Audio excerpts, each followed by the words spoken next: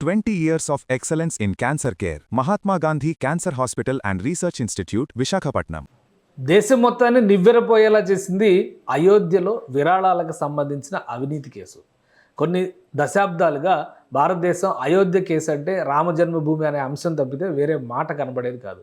అలానే రామజన్మభూమిలో ఒక భవ్య మందిరం వచ్చిందని సంతోషపడే లోపే వివాదాలలోకి ఈ టెంపుల్ వెళ్ళిపోవడం అనేది అందరిలోనూ కొంత వ్యతిరేకత, అసంతృప్తి కలిగిస్తున్నటువంటి పరిస్థితి. 40 రోజుల్లో 70 సార్లు చోరీలు జరిగాయంటే ఆశ్చర్యపోవాల్సిన పరిస్థితి కనిపిస్తుంది. సిట్ దీనిపైన ప్రత్యేక నివేదికనిచ్చింది. అసలు అయోధ్యలో ఏం జరుగుతుంది, ప్రభుత్వాలు తీసుకుంటున్నటువంటి చర్యలు ఏంటి తెలుసుకునే ప్రయత్నం చేద్దాం. మనతో పాటు ఆంధ్రప్రదేశ్ బీజేపీ శాఖ అధికార ప్రతినిధి పెద్దిరెడ్డి రవికిరణ్ గారు ఉన్నారు. రవికిరణ్ గారు నమస్తే. సార్ కేశవ్ గారు, మీకు సుమన్ టీవీ వీక్షకులందరికీ నమస్కారం అండి. జై శ్రీరామ్. రవికిరణ్ గారు, అయోధ్య అనగానే మీరు అన్నట్టుగా ఇప్పుడు జై శ్రీరామ్ అన్నట్టుగా ప్రతి ఒక్కరికి ఒక ఎమోషన్ కనెక్ట్ అయ్యేది దేశంలో. అది హిందుత్వం అంటారా, ఇంకోటి అంటారా, లేదా రాముడు ఈ దేశపు లోక పురుషుడు అని చెప్పని అంటారు. కాబట్టి ఆ మూర్తిని అందరూ చూడాలనేటువంటి కలలుగా అన్నారు. ఇప్పుడు మందిరం వచ్చి కనీసం పట్టుమని 4 సంవత్సరాలు కూడా కాలేదు. ఈ 2 ఏళ్లలోనే జరిగినటువంటి వ్యవహారాలు చూస్తే విపరీతమైనటువంటి అసంతృప్తి, అసహనం వస్తుంది. అసలు ఎందుకు అంత చోరీలకు పాల్పడాల్సినటువంటి దురవస్థ అక్కడ ఎందుకు వచ్చింది? సరైన వ్యవస్థలు లేవా, నిఘా లేదా, ఏమిటి ప్రాబ్లం? సార్ కేశవ్ గారు, మర్యాద పురుషోత్తముడు రాముడు జన్మించినటువంటి అయోధ్యలో రామ మందిరాన్ని బాబర్ పడగొట్టేసి అక్కడ మసీదు కట్టి 5 శతాబ్దాల సమస్య. 5 శతాబ్దాలుగా అనేక మంది హిందువులు తమ ప్రాణాలను అర్పించి రామ మందిర నిర్మాణం జరగాలని చెప్పి పోరాటం చేశారు. స్వతంత్ర భారతదేశంలో దశాబ్దాలుగా లీగల్ ఫైట్, న్యాయబద్ధంగా పోరాటం చేసి సాధించుకున్నది అయోధ్య రామ మందిరం. నేను కూడా రామ మందిర నిర్మాణానికి నేను విరాళాలు ఇచ్చాను. నేనే కాదు, మా 2 పిల్లలు వాళ్ళు దాచుకున్న డబ్బులు కూడా రామ మందిర నిర్మాణానికి విరాళంగా ఇవ్వటం జరిగింది. ఎప్పుడైతే ఇది విన్నామో ఇలాగ చోరీ జరిగిందని అత్యంత ఆవేదన కలిగింది. నాకే కాదు, అందరు హిందువులకి, దేశవ్యాప్తంగా ప్రపంచవ్యాప్తంగా హిందువులకి.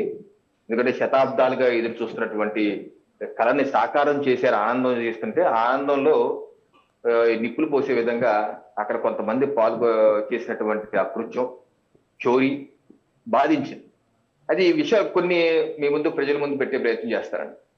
ఒకటి, రామ జన్మభూమి ట్రస్ట్ ఆధ్వర్యంలో అక్కడ నిర్మాణం జరిగింది. అది ప్రభుత్వానికి, రాష్ట్ర ప్రభుత్వానికి కానీ కేంద్ర ప్రభుత్వానికి కానీ సంబంధం లేనటువంటి సంస్థ. అదొక ఇండివిజువల్ ట్రస్ట్. ఆ ట్రస్ట్కే నేను విరాళాలు ఇచ్చిన, ఎవరు విరాళాలు ఇచ్చినా ఆ ట్రస్ట్కే ఇచ్చింది. ఆ ట్రస్టే విశ్వ హిందూ పరిషత్ కొంత నిర్వహణ ఆధ్వర్యంలో ఉన్నటువంటి ట్రస్ట్ అనుకుంటా, నాకున్న సబ్జెక్టు కరెక్షన్. సో ఆ ట్రస్ట్ నిర్మాణం చేసింది. దాని యొక్క నిర్వహణ కూడా ఇప్పుడు మనకి తిరుపతి దేవస్థానం ఉంది, ఇప్పుడు ప్రభుత్వ నిర్వహణలో ఉంది. ప్రభుత్వమే చైర్మన్ నియమిస్తుంది, ప్రభుత్వం ఆ కమిటీ నియమిస్తుంది, అని చేస్తుంది. అయితే అక్కడ అలా కాదు, ప్రభుత్వానికి ఏ సంబంధం లేదు. కానీ అంటే ఇంతకాలం చేసినటువంటి వాదన ఏంటంటే ప్రభుత్వాల ఇన్వాల్వ్మెంట్ వల్లనే ఆలయాల పవిత్రత పోతుంది అన్నారు. ఇప్పుడు హిందూ ధర్మ రక్షకులు అనుకుని వెలిగిస్తే వీళ్ళు భక్షకులు అని చెప్పని తేలారు. ఎలా చూడాలి దీన్ని? ఇది బాధాకరం అండి. నేను I don't deny the fact, జరిగింది బాధాకరం. అందుకనే ఫస్ట్ తెలుసుకో, చాలా మంది ఏమనుకుంటున్నారంటే ప్రభుత్వ ఆధ్వర్యంలో ఉంది, ప్రభుత్వం చేసింది ఈ పని, భారతీయ జనతా పార్టీ యోగి ఆదిత్యనాథ్ గారు ఏం చేస్తున్నారని చెప్పి అడుగుతున్నారు. అందుకే నేను చెప్తున్నాను, అది ప్రభుత్వ ఆధ్వర్యంలో ఉన్న ట్రస్ట్ కాదు, ఇండివిజువల్స్ చేస్తున్నటువంటి ట్రస్ట్. ప్రభుత్వ కనుసల్లంలో లేకపోయినా కానీ అక్కడ జరుగుతున్నటువంటి కార్యకలాపాల పైన పర్యవేక్షణ. ఇప్పుడు సిట్ ఒక నివేదిక ఇచ్చింది, ఆల్రెడీ మనం విజువల్స్ లో కూడా చూస్తున్నాం. ఆ నివేదికలో పేర్కొన్న అంశాలు కేవలం వారం రోజులు సీసీ కెమెరాలు పరిశీలిస్తే 70 చోరీలు జరిగినట్టుగా తేలింది. సీసీ కెమెరాలకు అడ్డం రావడం, డబ్బులు తీసుకెళ్లి వేరే చోట పెట్టడం, లేదంటే ఇంకొకటి శివసేన చేసినటువంటి బలమైనటువంటి ఆరోపణ, 200 కిలోల ఇటుకల్ని, వెండి ఇటుకలను మేము డొనేట్ చేసాం, అసలు వాటికి ఇంత రిసీట్ కూడా ఇవ్వలేదని చెప్పాను. అలాగా రసీదులు రానటువంటి ఫిర్యాదులు చాలా నమోదవుతున్నాయి దేశవ్యాప్తంగా.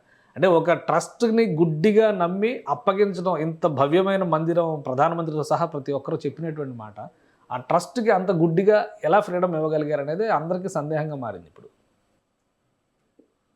అదే చెప్తున్నాను, 1 by 1 చెప్తున్నాను. ఫస్ట్ ఏంటంటే ఈ మందిరం ప్రభుత్వ ఆధ్వర్యం లేదు, రాష్ట్ర ప్రభుత్వం కానీ కేంద్ర ప్రభుత్వ ఆధ్వర్యం లేదు, నెంబర్ 1. నెంబర్ 2, ఈ యొక్క అంశం బయటకు వచ్చినప్పుడు రాష్ట్ర ప్రభుత్వం వేగంగా స్పందించి స్పెషల్ ఇన్వెస్టిగేషన్ టీం ఏర్పాటు చేసి మొత్తం విషయాల్ని ప్రాథమికంగా 1 వారం రోజుల్లోపు ప్రాథమిక దర్యాప్తు నివేదిక ఇవ్వండి అన్నారు. ఆ నివేదిక వచ్చిన వెంటనే నిర్ఘాంతపోయే అంశాలు ఉన్నాయి. ఎఫ్ఐఆర్ నమోదు చేశారు. 8 మందిని ఇప్పటికీ అరెస్ట్ చేశారు.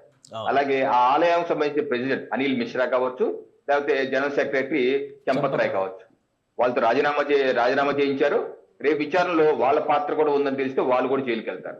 సో నేను చెప్పేది ఏంటంటే రాష్ట్ర ప్రభుత్వం ఈ యొక్క అంశం వెలుగులోకి వచ్చినప్పుడు ఎక్కడా కప్పిపుచ్చే ప్రయత్నం చేయలేదు. Number 1 point. ఇక్కడ దీన్ని మసిపూసి మాడిగా చేసి అబ్బాయి అటువంటిది ఏం లేదు అని విచారణ చేయకుండా అబ్బాయి ఏం అక్కర్లేదు అని చెప్పి కవరప్ చేయలేదు. నేను ముందు హిందువులకి చెప్తున్నాను, కవరప్ అక్కడ చేయలేదు. నిజాలు నిన్న కూడా యోగి ఆదిత్యనాథ్ ఒక మీటింగ్ లో చెప్పారు, జో భీ హై ఉస్కో छोड़ेंगे नहीं అన్నారు. యోగి ఆదిత్యనాథ్ సంగతి ఆ దేశం మొత్తం అందరికి తెలుసు. ఎవరైనా సరే తాట తీయటం, జైల్లో కుక్కటం, ఒక్క తీయటం జరుగుతుంది.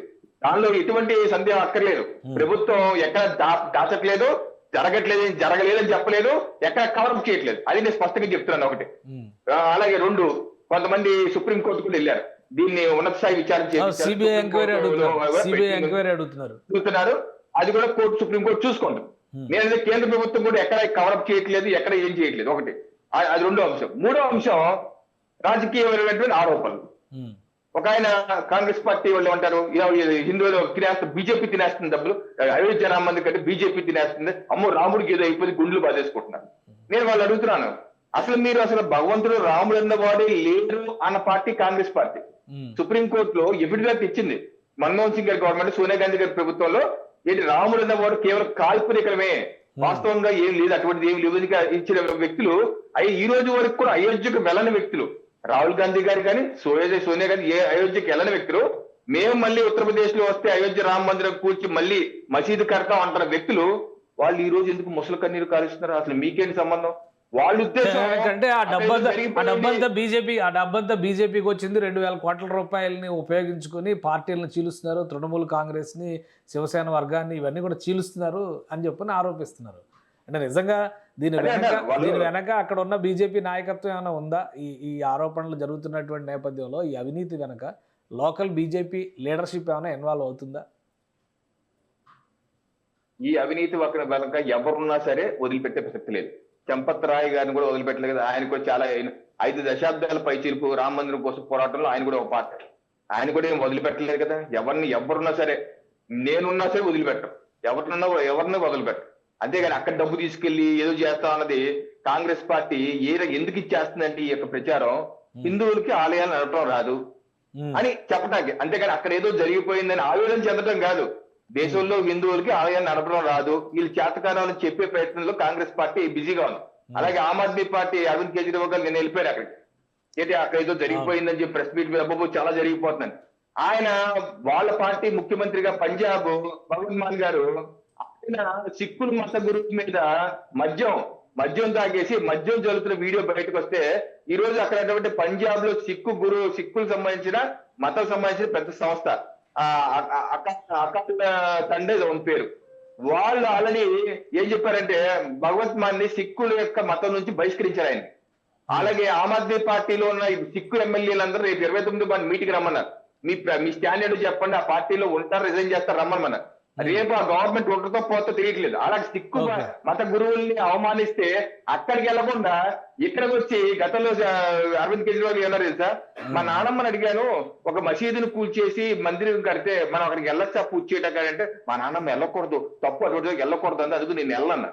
అలా వెళ్ళన్న వ్యక్తి ఈ రోజు రాని వ్యక్తి ఈ రోజు అక్కడికి ఎందుకు వెళ్ళాను అంటే నేను చెప్పేది శివసేన కూడా బాల్ ఠాకరే గారు రామ మందిరం కోసం చేసిన పోరాటాన్ని ఎవరు కాదన్నారు. కానీ ఆదిత్య వాళ్ళ అబ్బాయి ఉద్ధవ్ ఠాకరే గారు ఈ రోజు వరకు వెళ్ళలేదు. ఈ రోజు వరకు ఆదిత్య రామ మందిరంకి వెళ్ళలేదు. అలాంటి వ్యక్తులు ఈ రోజు మేము ఇటుకలు ఇచ్చాం, మేము దస్తావేజులు ఇచ్చాం, మేము బంగారు కడ్డీలు ఇచ్చాం, ఇవన్నీ అబద్ధాలు చెప్తా కూర్చుంటున్నారు. అలాగే మొన్న కూడా అన్నారు ఇది వెండిది పోయింది అని చెప్పి ఆయన్ని వెండి ప్రెస్ ముందు చూపించారు.